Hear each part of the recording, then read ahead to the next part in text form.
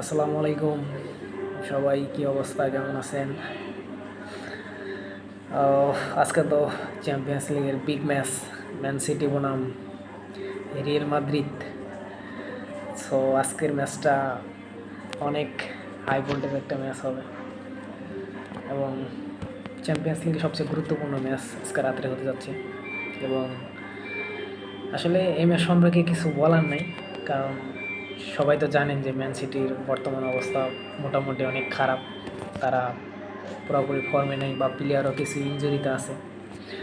Man সিটির জন্য অনেক টাফ হবে।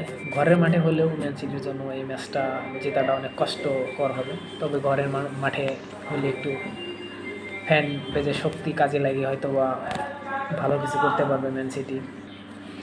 আর ম্যান সিটি আপনার বিগত এর আগের ম্যাচটা, এফএ কাপের ম্যাচটা অনেক কষ্টসাধ্যই জয় পাইছে আর কি। তবে আজকের ম্যাচটা ম্যান সিটির জন্য অনেক গুরুত্বপূর্ণ। যদি চ্যাম্পিয়ন্স লিগে টিকে থাকতে হয় তাহলে এই ম্যাচটা তাদের জিততেই হবে, জয়ের কোনো বিকল্প নাই।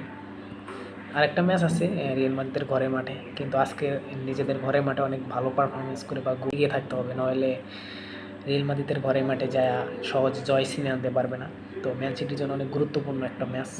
আর পেপ গার্দিওলা আশা করি ভালো কিছু একটা গেম সেটিং করবে।